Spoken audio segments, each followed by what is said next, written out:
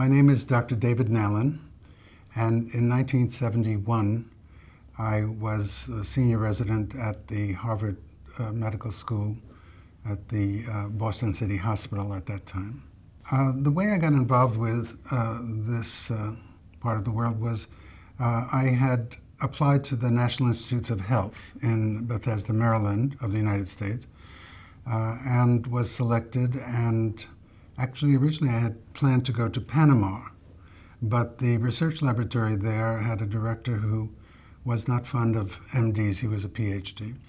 And just as I was about to go, my boss had just got off the plane from East Pakistan and said, instead of Panama, why don't you go to Pakistan? And I thought, well, what am I going to do about my Spanish? I've just been brushing it up.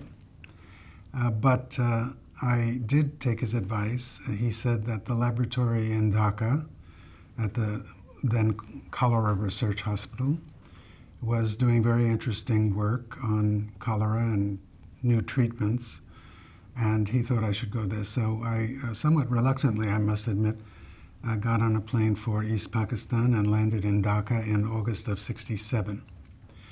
And it turned out to be a very fortunate decision because the laboratory was on the verge of remarkable breakthroughs, and I was able to lead the team to develop oral rehydration therapy, and in a clinical trial, first demonstrate that it was effective, and then with my colleague, Dr. Richard Cash, went on to do the first field trial, and eventually, of course, it became used globally with the help of WHO and UNICEF.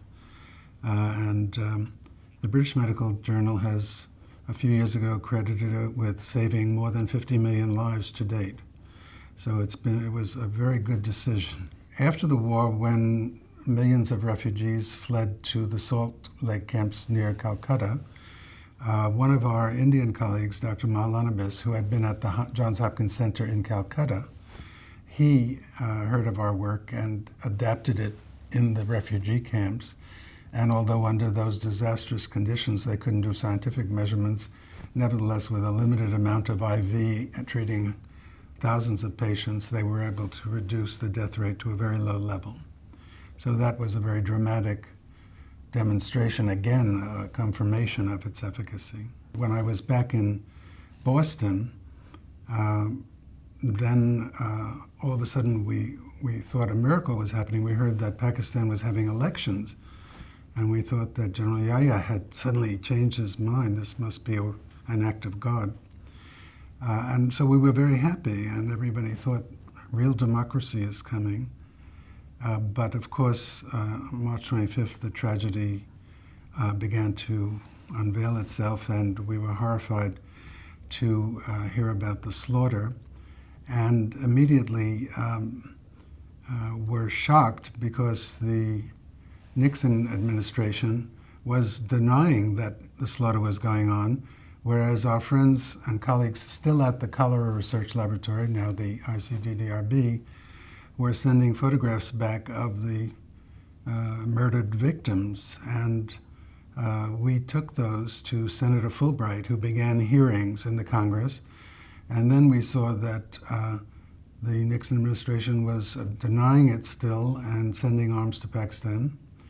So I, along with several colleagues, all of us had been in Dhaka before the war, including Dr. Greeno and Anna Taylor.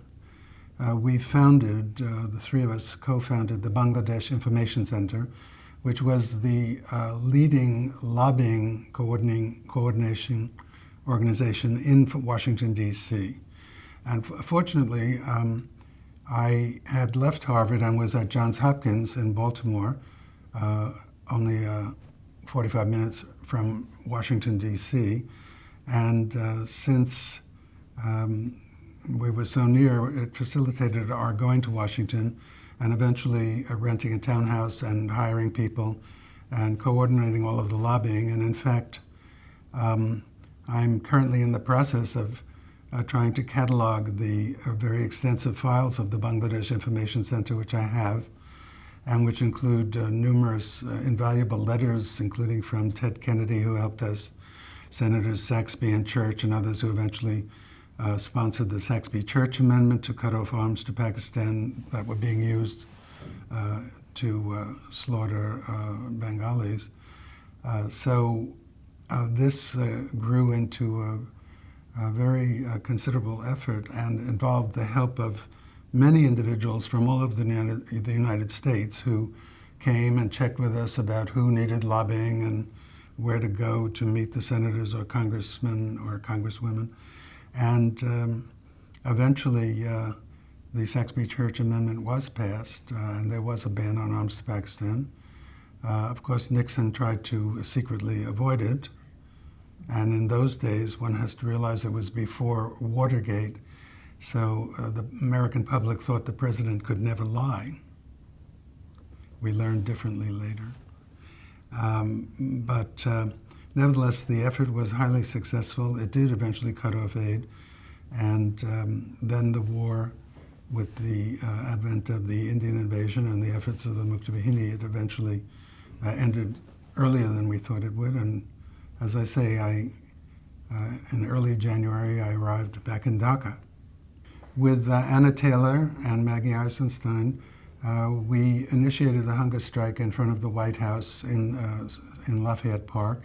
And this was actually our second demonstration.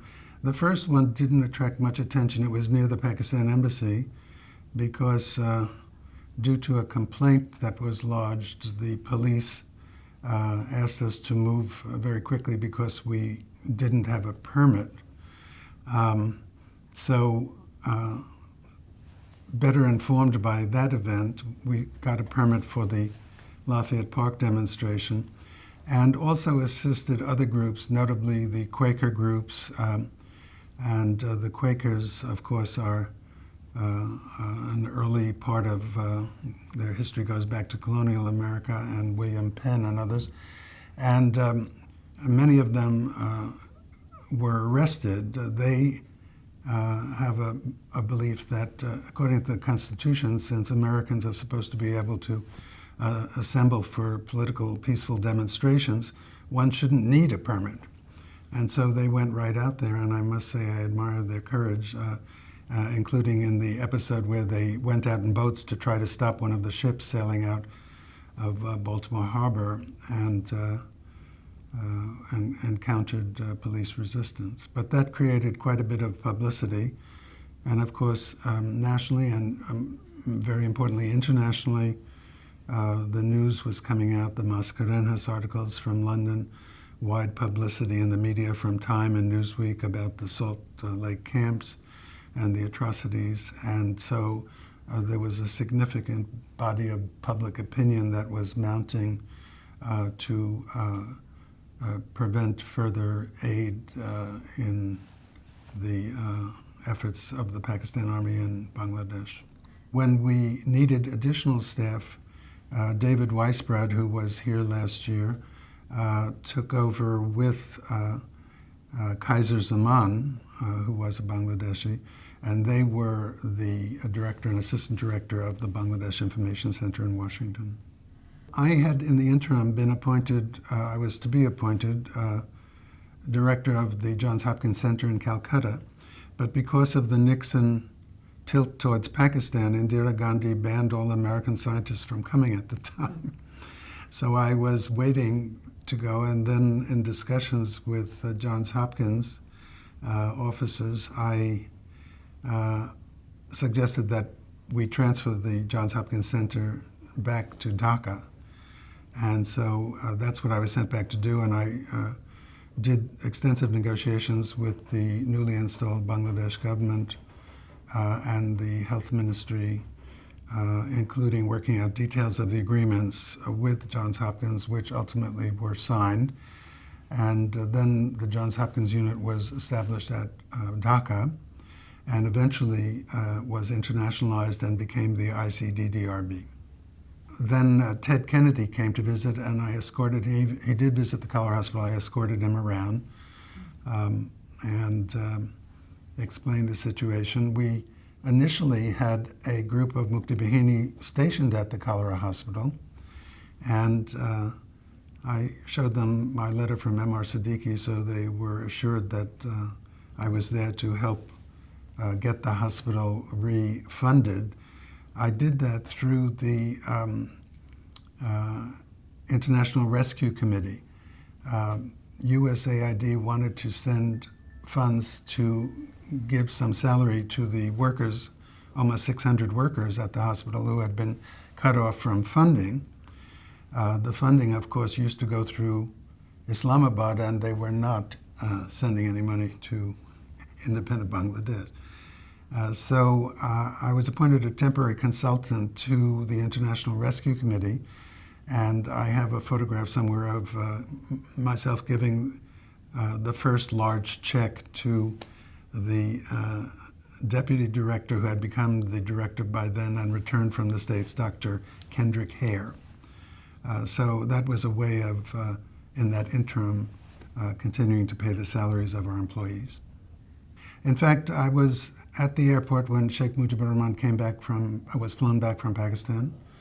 And I still remember how remarkable it was that everyone was waiting. There was a huge crowd, and all of a sudden, there was at first like a hush and then a growing noise. And I looked up, and they must have had sharper eyes than I could, but they had spotted this tiny dot of the plane up in the sky, and everyone started to get very excited. And then I could see it, and it landed. And when it got off, of course, everybody was just in rapture. It was terrific. Later on, M.R. Siddiqui personally introduced me to Sheikh Mujib. The amazing thing is when one looks back at those difficult times, how wonderful the progress of the country has been since then. I mean,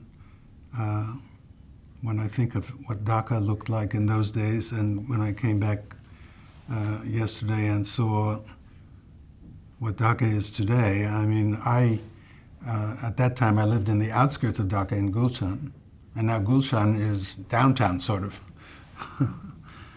So it's quite amazing. It's a wonderful feeling, and I'm very grateful to the Bangladesh government and people. The fact that after so many years they are remembering the efforts of those of us who helped. We were not looking for recognition, of course.